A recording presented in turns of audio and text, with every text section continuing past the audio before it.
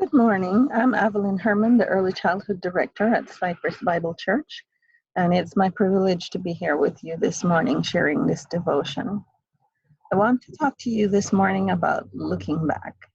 Usually we're told to not look back because there might be regrets or brokenness there. We're usually told to look to the present or look to the future. And reason we don't want to look back because it can be like Lot's wife. Look back and there was total destruction there. But as a child of God, I wonder if there could be more to looking back. Today, I invite you to look back over your life, look at the good and the bad, and think about how God worked in your life.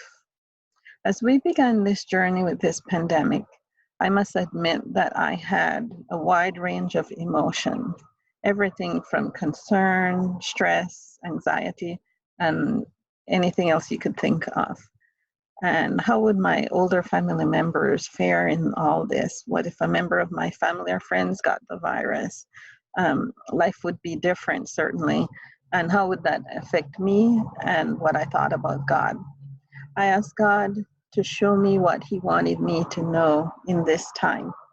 And the answer I got was looking back. And like I said, I struggled with that because we're taught not to look back. We should look at the present and think about the future. So why look back? What I found in doing that exercise, though, was a God who had always been there and always been faithful. I think to my childhood when I was growing up and my dad was absent, how God provided my three uncles to fill that void. I remember getting married and moving to Texas and how God provided friends here who would become like family to us. And then I think of my son when he was 10 years old and diagnosed with a brain tumor and how God worked in those details so that it puzzled even the skilled team of medical professionals. More recent, I was concerned for my 94-year-old uncle who had a stroke a few years ago, and what if he got this virus or was exposed to it and what that would do to him. The thing is that God in His mercy called my uncle home to be with him last Thursday in a peaceful way.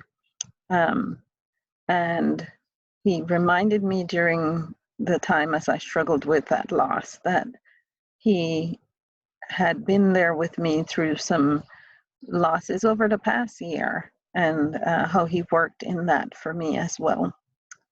He will always be there.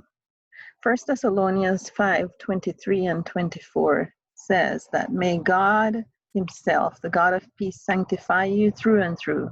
May your whole spirit, soul, and body be kept blameless at the coming of our Lord Jesus Christ. The one who calls you is faithful, and He will do it. You see, looking back over my life, I find a faithful God and Father who is with me every single step of the way. Even in the moments I faltered, He has been faithful. Ever since God created time, everything has been changing. Everything except God Himself. Our lives go through seasons of change. Some are filled with joy, and others are marked by difficulty. But God is faithful, and we can always take comfort in knowing this. Faithfulness is one of God's unchanging attributes.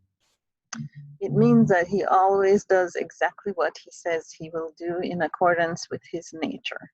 He can never deny Himself. So when He promises us to sanctify us entirely, as in 1 Thessalonians 5:23, we can count on Him to make us more like Jesus. And He may even use painful seasons in life to do this. Because God is faithful, we can have peace of mind in any circumstance, even this pandemic, or even in the face of death itself. Although we change with time and seasons come and go, our faithful God is always the same.